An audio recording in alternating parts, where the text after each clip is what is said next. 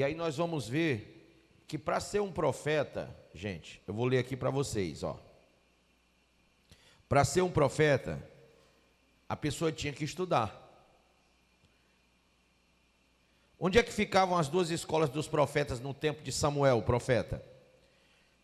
Bíblia, aqui, ó, o comentário diz: desfrutavam o respeito e a confiança do povo, tanto pelo seu saber como pela sua piedade. No tempo de Samuel haviam duas dessas escolas, uma em Ramá, a terra natal do profeta, e a outra em Kiriat Jearim. Duas escolas. Qual o nome do profeta que fundou uma escola de filhos de profetas em Israel? Elias fundou e Eliseu deu continuidade. Foram os responsáveis pela consolidação da escola dos profetas. A contribuição deles fez com que essa escola funcionasse como resistência à apostasia. Olha só que a escola fez o povo resistir à apostasia. Por que o povo hoje entra em apostasia? Porque não está na escola. Aí qualquer vento de doutrina, qualquer ensino rei do cão, o povo cai. Então Elias e Eliseu foram responsáveis pela resistência à apostasia que havia se estabelecido no reino do norte. Qual é o reino do norte? Reino do sul, reino do norte. Judá e Israel. Qual era o reino do norte?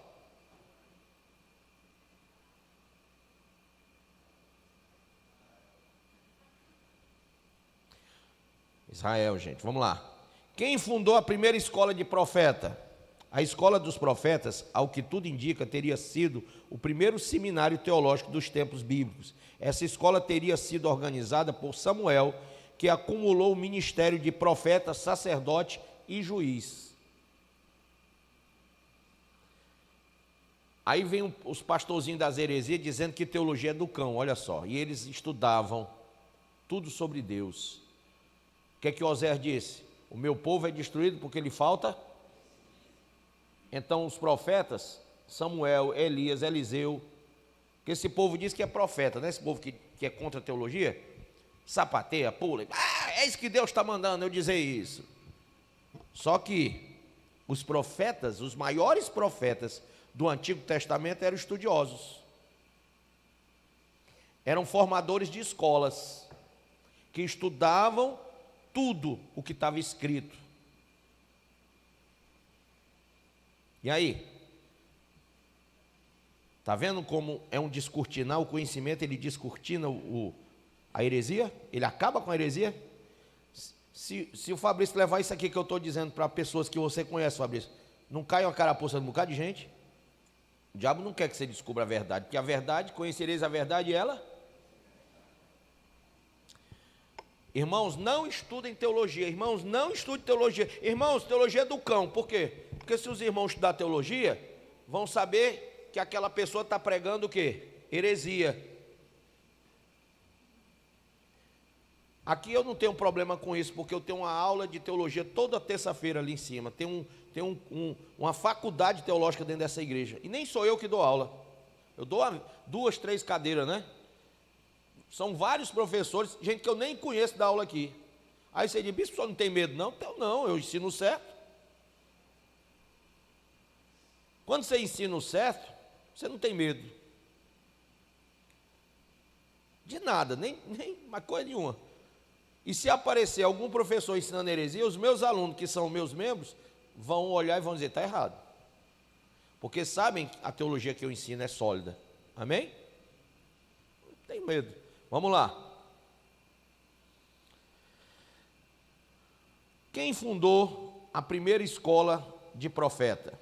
A escola dos profetas, ao que tudo indica, teria sido o primeiro seminário teológico, né? E aqui diz aqui, ó. Essa escola teria sido organizada por Samuel, que acumulou o ministério de profeta, sacerdote e juiz. Quem ficou com 1 Samuel 10, 5? Lê aí, pastor. 1 Samuel 10, 5. Então virás ao outeiro de Deus, onde está a guarnição dos filisteus, e há de ser que, Entrando ali na cidade, encontrarás um rancho de profetas que descem do alto e trazem diante de si saltérios e tambores e flautas e harpas e profetizarão. Olha aí. O que é um rancho de profetas, não é uma escola? 19 e 20 aí, irmão Oliveira, evangelista. Glória a Deus. Aleluia. 19 e 20 diz assim, É que os crentes quando vão falar diz glória a Deus, eu digo aleluia então. então enviou Saul mensageiros para trazerem a Davi. Peraí, tira a macaúba da boca. Fala. Então enviou Saul mensageiros para trazerem a Davi, os quais viram uma congregação de profetas profetizando. Uma congregação de profetas. Tinha escola ou não tinha? Com certeza. Né? Segundo Reis 2:3, quem foi que pegou? Pode ler, amado. 2 Reis 2:3. Em Betel, os discípulos dos profetas foram falar com Eliseu e perguntaram: você sabe que hoje o Senhor vai levar para os céus o seu mestre, separando-o de você? Aí vai para o 5. Em Jericó, os discípulos dos profetas... Opa, discípulos dos profetas aí. Escola, vai. Os discípulos dos profetas foram falar com Eliseu e lhe perguntaram: você sabe que hoje o Senhor vai levar para os céus o seu mestre, separando-o de você? 7. 50 discípulos dos profetas... Quantos? 50. Alunos, ó. Os acompanharam e ficaram olhando à distância, quando Elias e Eliseu perguntaram à margem do Jordão. Então Elias tirou o manto, enrolou e com ele bateu nas águas. 15. Quando os discípulos dos profetas, vindo de Jericó... Quando o quê? Os discípulos dos profetas... Tá vendo? Vindo de Jericó, viram isso e disseram: o espírito profético de Elias repousa sobre Eliseu. Olha aí, tá bom. Olha só o que é que eu quero dizer. Os dirigentes, olha para mim. Eu disse para vocês que qual foi a Santa Comissão? Ide por todo mundo, pregar o evangelho. Você está pregando o evangelho, beleza. Nota 2,5 para você. Qual é a outra coisa que tem que fazer? Pregar o evangelho a toda criatura, fazendo o quê? Fazer discípulo. Pregar é uma coisa, fazer discípulo é outra coisa. Para fazer discípulo você tem que fazer escola. Dentro da sua igreja tem que ter escola. Se na sua igreja não tem escola, você não tem o quê? Aí um pastor do nosso ministério está com a igreja vazia e diz assim: bispo, eu não tenho ninguém que me ajude, porque você não tem o quê?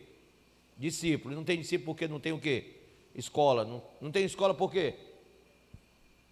Porque acomodou-se. Só faz discípulo quem tem escola.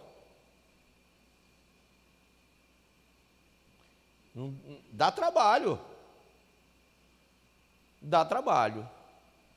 Mas quando você organiza e vai aquele trabalho de base no coração das ovelhas, trabalhando, vamos para a escola, vamos. É que nem menino que não quer ir, eu quero. Vai, sim senhor, bora. Até conseguir puxar para a escola, porque na escola vai aprender e vai ser o quê? Discípulo. Vai acabar a apostasia dele, porque ele está aprendendo. Amém? Então, guarde isso na sua cachola, porque você vai passar a vida toda me dizendo, e eu vou passar a vida toda te repreendendo no sangue de Jesus. O nome de Jesus tem poder. O contrário que eu ia dizer agora. Por quê? Porque você fica dizendo: não, mas só tem eu. Ninguém me ama, ninguém me quer. É que tu não tem escola, tu não tem gente aprendendo, não está formando discípulo.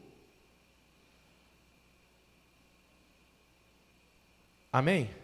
Se tem uma igreja aqui, como o Cuaçu, tem 60 membros, se botar 60 pessoas na escola dessa, vai ter 60 discípulos. 60 discípulos que vão profetizar a palavra para quantas pessoas? Vocês estão entendendo? Então a menor igreja aqui pode se multiplicar se tiver escola. Vamos lá. Segundo Reis. É 1 e o 38. Vai. E uma mulher das mulheres dos filhos dos profetas. E uma mulher das mulheres dos filhos de quem? Oi, vai.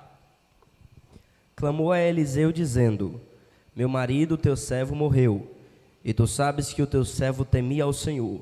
Porém veio o credor para levar os meus 2 filhos para serem seus escravos. E aí? 38. E voltando Eliseu a Gilgal, havia fome naquela... Peraí, voltando Eliseu para onde? Gilgal. O que é Gilgal, pessoal? Diga, Gilgal, como Betel, representava a presença de Deus entre os israelitas. Diga, Gilgal é o lugar da aliança, é o lugar de formar profeta. O primeiro lugar do acampamento israelita após atravessar o Rio Jordão foi Gilgal. Amém? E lá se fazia sacrifícios.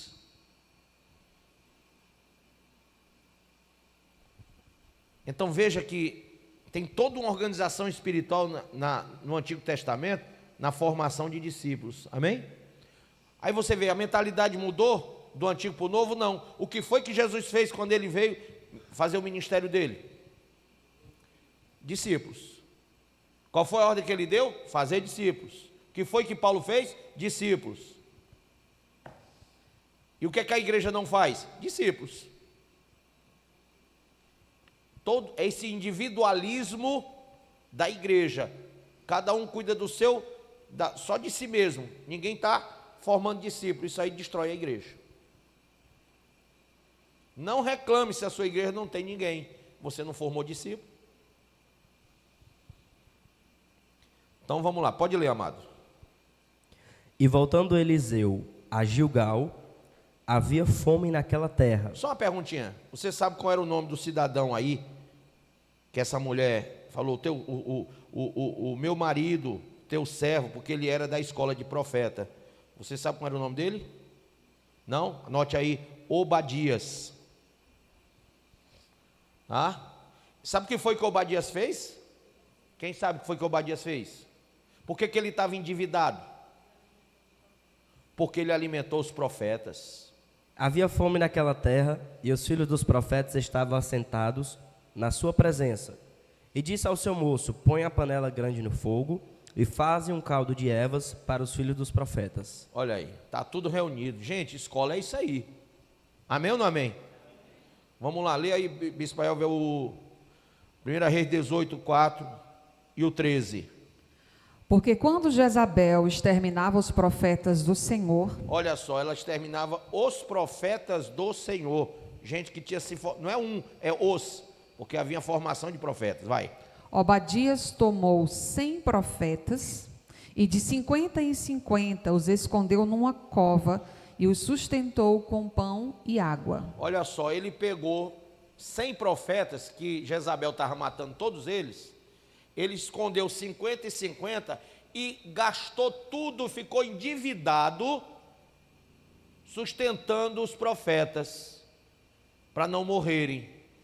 Ele ficou endividado. Aí quando a viúva vai falar, porque ele morreu, né, o Obadias, quando a viúva vai falar com o profeta, o que é que ele diz?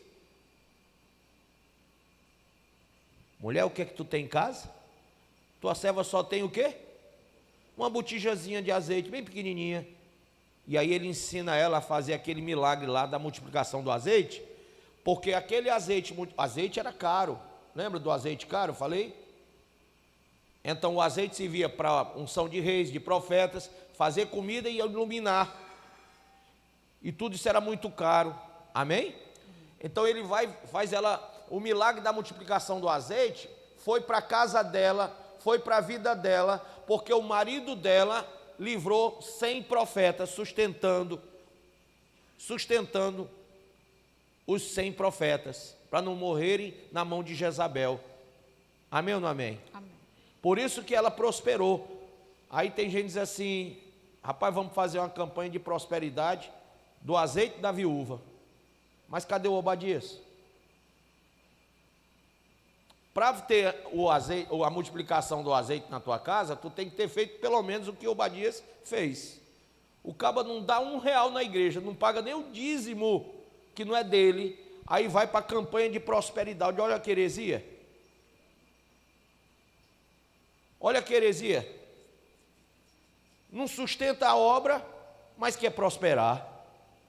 E pega um texto desse que é tão sagrado, que é tão santo, e usa para que pessoas, entendeu? Elas vão se dispor porque elas não têm, elas são miseráveis, estão assim, ó. Chamava de mão de bebê isso aqui. Elas não dão nada. Aí, para abrir a mão delas, eles pegam um texto lá do Antigo Testamento como exemplo de prosperidade. Lá realmente é um exemplo de prosperidade, mas não é para esse mão de bebê aqui não, hein? O mão de bebê não recebe nada, é zero. Mas aquele que sustenta a obra, aquele que puxa, eu estou sem dinheiro. Tem gente que diz assim, como é que eu vou dar dinheiro para a igreja se eu tenho que pagar minhas contas? Não é assim que o pessoal pensa? Eu vou dar dinheiro para a igreja, pagar minhas contas. Esse não é Obadias. Obadias pagou as contas dele? Não. Ficou endividado para pagar as contas dos profetas. O que é que aconteceu? Ele chamou para si o milagre, ou não? Então, na visão bíblica, o crente que vai prosperar é aquele que é generoso, que tem alegria em ofertar. É aquele que sustenta a casa. Se você sustentando a obra de Deus tiver necessidade, então a janela do céu se abre para você. Vai ter milagre na tua casa, porque você sustenta a igreja com alegria, você dá o seu melhor, você está endividado, mas não para de sustentar a igreja. Então o milagre vai acontecer na tua casa. Por quê? Porque você é um Obadias. Entenderam a visão bíblica? Mas qual é o pastor que está ensinando isso aqui? Já viu isso? Pegar o fato, a história, e justificar mostrar que há uma falsa doutrina na igreja, uma heresia. Porque quando você sabe o fato histórico, você entende o fato histórico, você vai perceber que não dá para pegar uma experiência aqui e formar uma doutrina.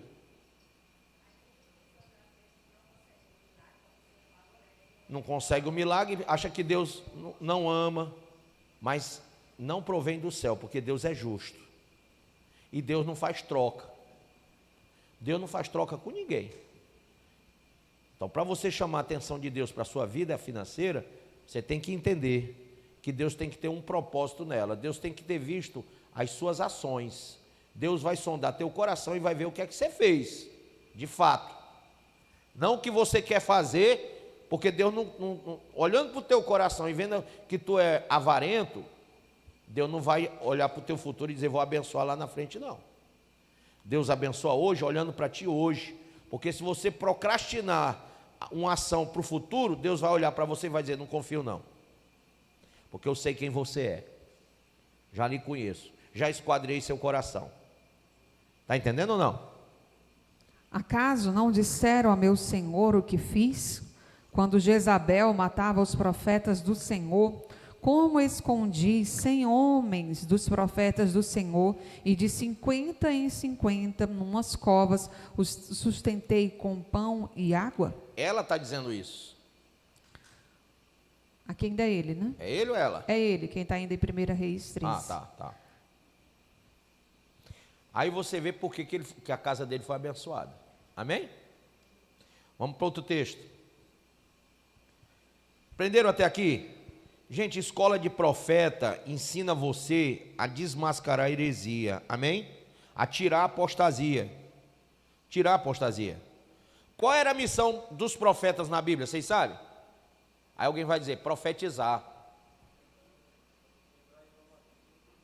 Eu vou dizer o que é, vamos lá. Um profeta ensina a verdade e interpreta a palavra de Deus. Tem nada a ver com eis que eu estou te dizendo. Olha o mistério da cova aberta. Estou vendo aí um ninho de cobra.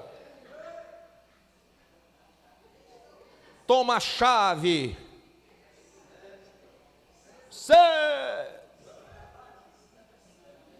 Profeta na Bíblia estudava para ensinar.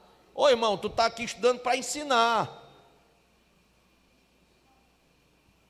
Então o profeta, ele aprendia na escola e ele ensinava a verdade, ele interpretava para o povo a palavra de Deus, amém ou não amém? Ele chamava os iníquos ao arrependimento. Veja João Batista, veja o profeta Jeremias, chamado de chorão, né? Veja Isaías, que foi, rapaz, Isaías teve uma morte horrorosa, né? Então o profeta, gente, ele ensinava, amém?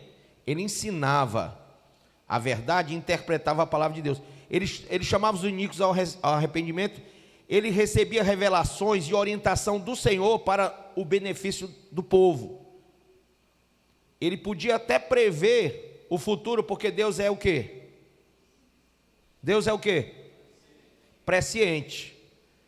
Então ele previa acontecimentos para que o mundo fosse alertado. Ele era o quê? Um quê? Quem avisa é o quê? A atalaia. Então, o profeta Ezequiel, ele era o quê? O Senhor o consagrou atalaia, lá no capítulo 33, não foi? Atalaia de Israel. Ele vai avisar a Israel e nós pegamos profecia dele hoje, vendo nos nossos dias o que ele falou lá atrás. Veja como ele teve uma visão futura. Ele teve uma presciência de Deus ali. Amém? O que é presciência? Pré, porque vem antes, ciência dos fatos, do que iria acontecer. Antes mesmo de acontecer, ele tinha uma presciência. Amém? Exatamente. No 3 ele diz, fala, quer ouça ou quer deixa de ouvir, né? Muito bem. Quem são os filhos dos profetas na Bíblia? Os filhos dos profetas eram grupos de discípulos, viu? Que se reuniam para adorar o Senhor e receber instrução sobre a direção dos profetas. Então, às vezes o cara não era filho sangue, mas como ele era discípulo, ele era chamado de filho dos profetas, porque ele nascia dos profetas, amém? Que nem a gente diz assim, ó, é meu filho na fé, porque nasceu da minha orientação, amém? Vamos aí para 2 Pedro 1:21. 2 Pedro 1:21. Porque nunca jamais qualquer profecia foi dada por vontade humana. Entretanto, homens santos falaram da parte de Deus, movidos pelo Espírito Santo. Olha que coisa linda, né, filha? Tá vendo? Homens, o quê? Santos. Movidos como? A escola dos profetas estava fundamentada no ensinamento bíblico. Por isso, as instruções eram tanto morais, doutrina, hein? Na escola dos profetas, eles aprendiam a questão moral.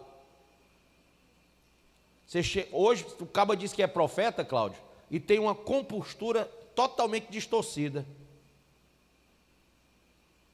Só que eles aprendiam questão moral. O profeta tinha que ter um raciocínio moral profundo.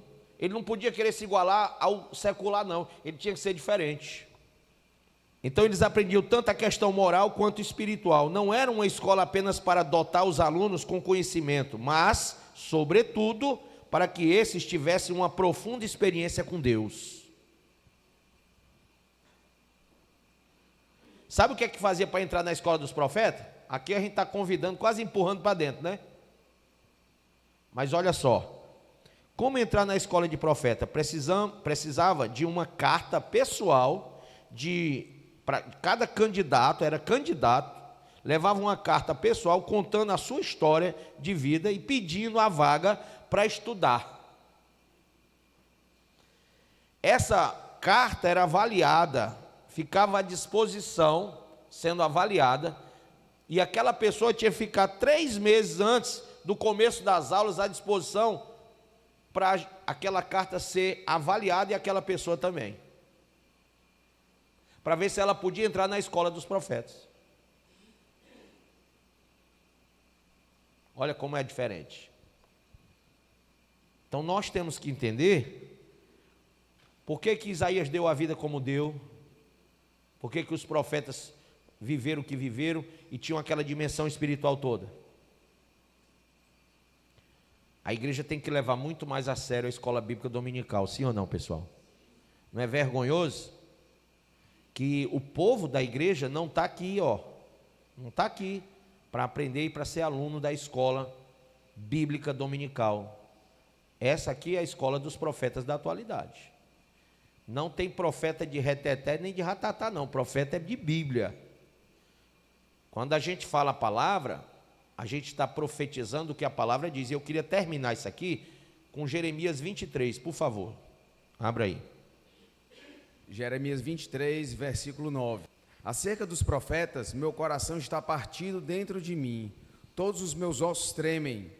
Sou como um bêbado, como um homem dominado pelo vinho por causa do Senhor e de suas santas palavras. A terra está cheia de adúlteros e por causa disso a terra chora e as pastagens do deserto estão secas. Seu modo de vida é perverso e seu poder é ilegítimo. Tanto o profeta como o sacerdote são profanos até no meu templo. Olha só, profetas e sacerdotes profanos, está vendo? Vai. Encontro suas iniquidades, declara o Senhor. Por isso o caminho deles será como lugares escorregadios, nas trevas, para as quais serão banidos e nelas cairão. Trarei a desgraça sobre eles no ano do seu castigo, declara o Senhor. Entre os profetas de Samaria vi algo repugnante. Eles profetizaram por Baal e desviaram Israel, o meu povo. E entre os profetas de Jerusalém vi algo horrível. Eles cometem adultério e vivem uma mentira. Encorajam os que praticam o mal para que nenhum deles se converta. Olha, eu conheço profeta junto, que nem casado é, o bicho é junto. Está profetizando aí. Profeta que já está no quarto casamento. Pastor. Encorajam os que praticam o mal para que nenhum deles se converta de sua impiedade. Para mim são todos como Sodoma. O povo são todos como? Sodoma. E o que é que está destinado para Sodoma? Fogo. Por mim somos como Sodoma. O povo de Jerusalém é como Gomorra. Por isso, assim diz o Senhor dos Exércitos acerca dos profetas: eu os farei comer comida amarga e beber água envenenada, porque dos profetas de Jerusalém a impiedade se espalhou por toda a terra. Assim diz o Senhor dos Exércitos: não ouçam o que os profetas estão profetizando para vocês. Eles os enchem de falsas esperanças. Falam de visões inventadas por eles mesmos, que não vêm da boca do Senhor. E vivem dizendo àqueles que desprezam a palavra do Senhor: vocês terão paz. E a todos os que seguem a obstinação do seu coração dizem: vocês não sofrerão desgraça alguma. Mas qual deles...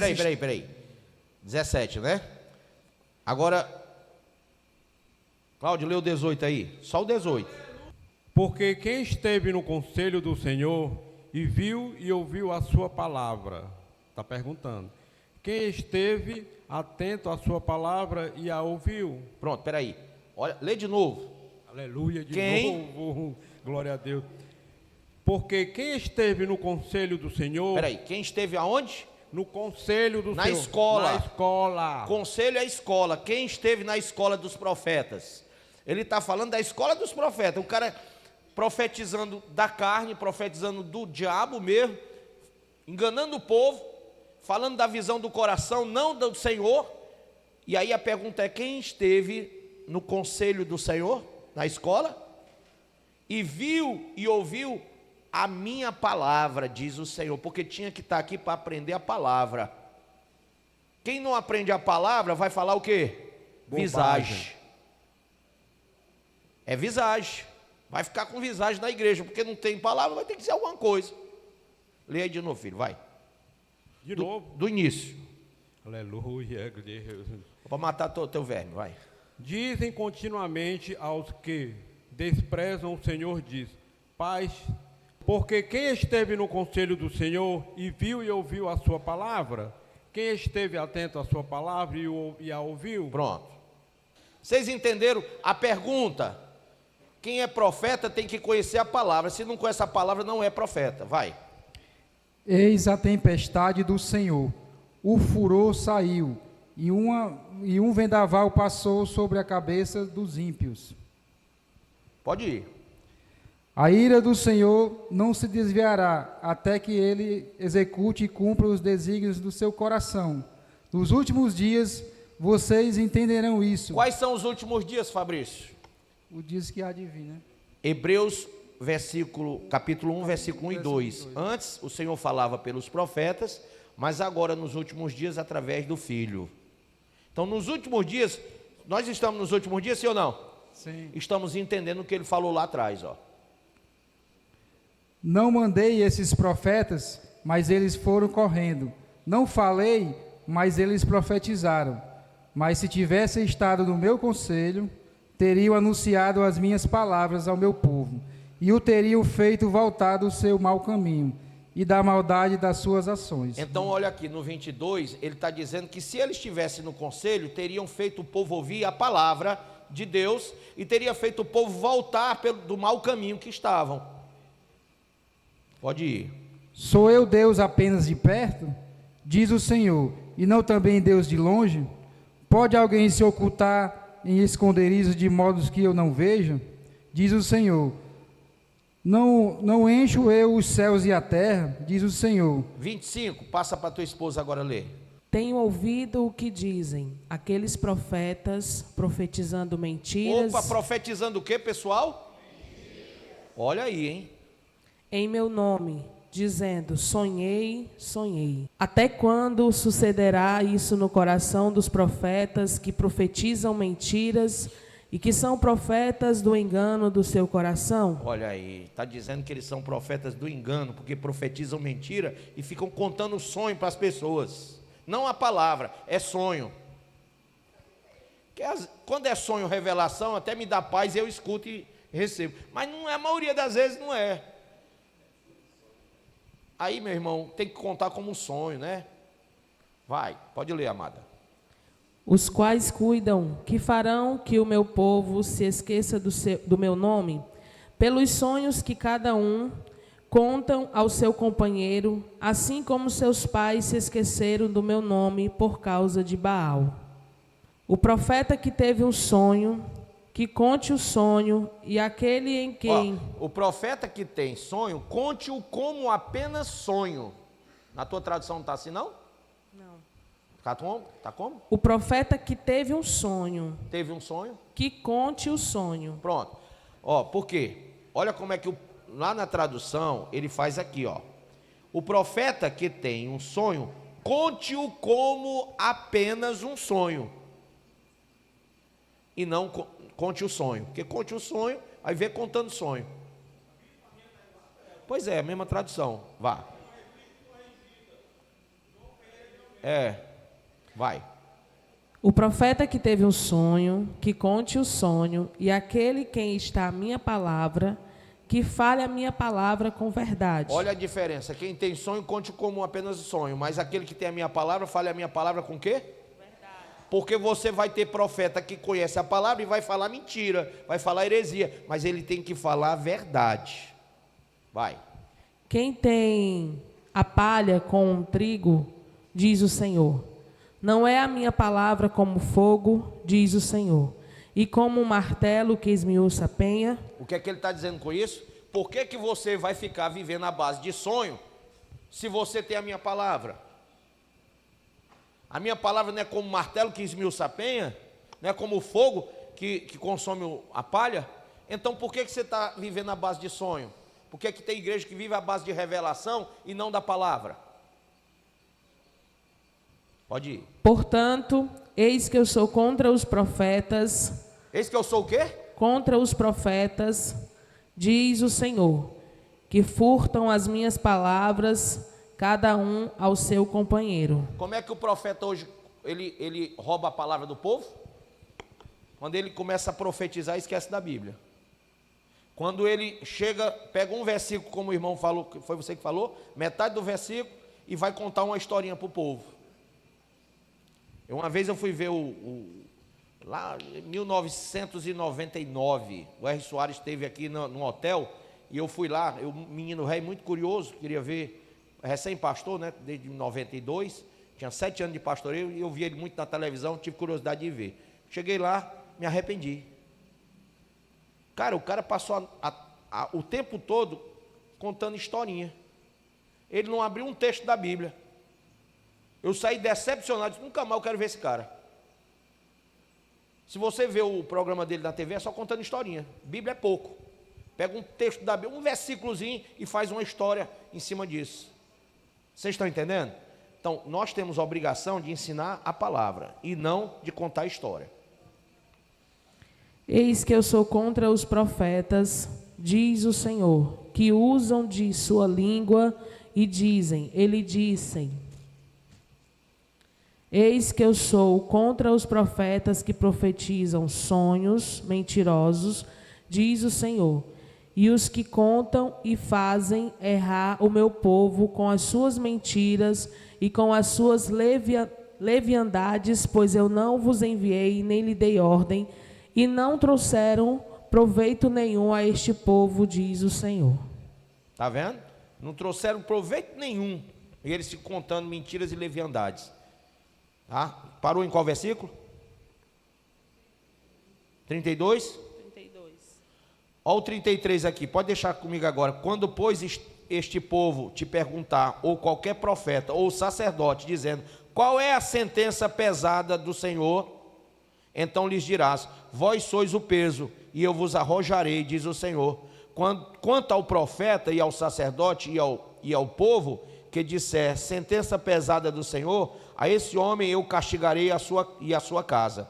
Antes direi cada um ao seu companheiro, direis cada um ao seu companheiro, e cada um ao seu irmão, que respondeu o Senhor,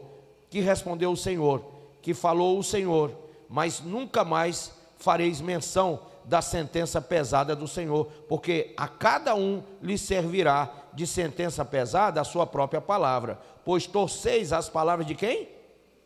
Do Deus vivo, do Senhor dos exércitos, nosso Deus. Então tem aquele que fica torcendo a palavra ainda, pega um texto e torce e vai falar outra coisa que não tem nada a ver com o texto. Assim dirás ao profeta que te respondeu o Senhor, que falou o Senhor, mas por que dizeis sentença pesada do Senhor? Assim diz o Senhor, por que dizeis esta palavra, sentença pesada do Senhor? Aí você diz, ô bispo, eu não estou entendendo que sentença pesada do Senhor. Quando a gente exorta e diz, olha, você continuar desse jeito, você vai para onde? Ah, isso é muito duro, bispo. Isso é sentença pesada do Senhor. Se você adulterar, prostituir, mentir, roubar, matar, você vai para o inferno. Isso é sentença pesada do Senhor. Tem gente que diz assim, esse evangelho duro aí, esse evangelho que fica oprimindo as pessoas, esse não é o evangelho da opressão, esse é o evangelho que fala de juízo. Não é sentença pesada do Senhor, é porque a gente tem que estudar Deus e saber como é que Ele quer que a gente sirva a Ele. Amém ou não amém? Então o povo reclamava porque não estudava.